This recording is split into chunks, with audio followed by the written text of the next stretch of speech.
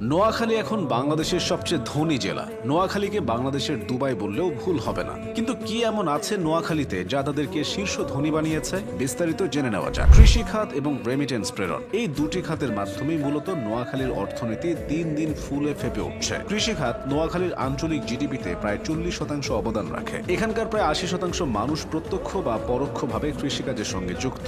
এর মধ্যে মাছ চাষ ও মাছ আহরণের সাথে জড়িত মানুষের সংখ্যা অনেক। নিম্নভূমি ও নদী বিধৌত এই অঞ্চলে কখনো মাছের অভাব হয় না। এই খাতের সঙ্গে সংশ্লিষ্ট নৌকা নির্মাণ, মেরামত, মাছ ধরার সরঞ্জাম প্রস্তুতকরণ, শুটকি উৎপাদন এবং জাল মেরামতের মতো কাজ নোয়াখালীর বহু মানুষের জীবিকার উৎস।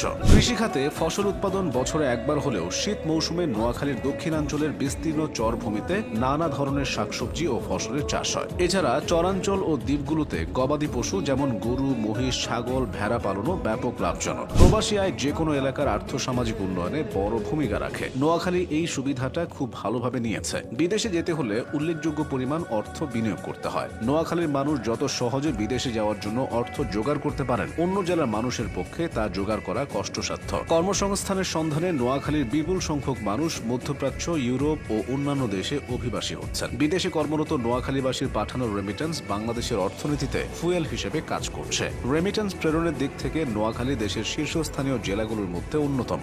নোয়াখালীতে শিল্প কারখানা তেমন বিকশিত না হলেও এই জেলার বহু কৃতি সন্তান জাতীয় পর্যায়ে প্রতিষ্ঠিত শিল্পপতি ও ব্যবসায়ী হিসেবে স্বীকৃত। তারা দেশের বিভিন্ন অঞ্চলে বৃহৎ শিল্প বাণিজ্য গড়ে তুলেছেন। এখানকার বিখ্যাত শিল্পপতিদের মধ্যে রয়েছেন পার্টেক্স গ্রুপের চেয়ারম্যান জনাব এম এ হাশেম, যিনি বনানীতে অবস্থিত তার গ্রুপের মাধ্যমে প্লাস্টিক, ফার্মাসিউটিক্যালস এবং পাট শিল্পে দেশে বিদেশে সুনাম কুড়িয়েছেন। একইভাবে বেঙ্গল গ্রুপের চেয়ারম্যান জনাব মোর্শেদ এমপি এবং গ্লোব গ্রুপের চেয়ারম্যান জনাব হারুনুর রশিদ নোয়াখালীর কৃতি সন্তান। এছাড়াও ফার্মাসিউটিক্যালস খাতে সানম্যান গ্রুপের চেয়ারম্যান অবসরপ্রাপ্ত মেজর আব্দুল মান্নান, ইন্ট্রোম্যাক্স গ্রুপের এমডি জনাব এটিএম এনায়েতুল্লাহ এবং আজিম গ্রুপের প্রতিষ্ঠাতা জনাব ফজলে আজিমের মতো ব্যক্তিত্বরা নোয়াখালীর নাম উজ্জ্বল করেছেন। এই জেলার এই শিল্পপতিরা শুধু নোয়াখালীর উন্নয়ন নয়, গোটা দেশের উন্নয়নে ভূমিকা রাখছেন। বর্তমানে নোয়াখালী যতটা উন্নত তার চেয়ে দ্বিগুণ উন্নত হওয়ার সুযোগ তাদের রয়েছে। এই অঞ্চলে জমির দাম ক্রমাগত বৃদ্ধির প্রবণতাকে কাজে লাগিয়ে পরিকল্পিত আবাসন, বাণিজ্যিক জোন এবং পর্যটন বান্ধব অবকাঠামো গড়ে তোলা যেতে পারে।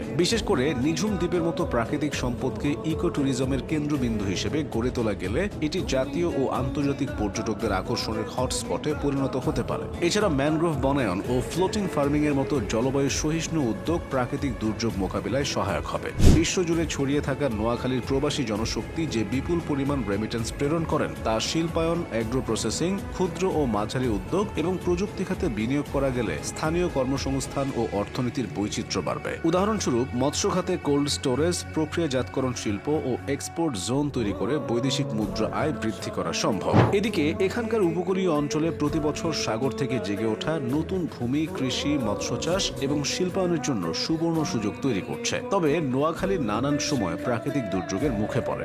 এতে যে ব্যাপক ক্ষতি হয় তা বলার অপেক্ষা রাখে না। প্রাকৃতিক দুর্যোগ মোকাবিলায় সবুজ বেষ্টনী যেমন ম্যানগ্রোভ বনায়ন, ভাসমান কৃষি এবং পরিবেশ বান্ধব নগর পরিকল্পনা প্রণয়ন করা অপরিহার্য। এক্ষেত্রে আন্তর্জাতিক সংস্থাগুলোর সহায়তায় জলবায়ু তহবিলের সদ্ব্যবহার করা যেতে পারে। নোয়াখালীর উন্নয়নের যাত্রা বাধাহীন থাকলে তারা বাংলাদেশের অর্থনৈতিক উন্নয়নের প্রাণকেন্দ্রে পরিণত হতে পারে। নোয়াখালী তখন বিভাগীয় মর্যাদাও পেতে পারে।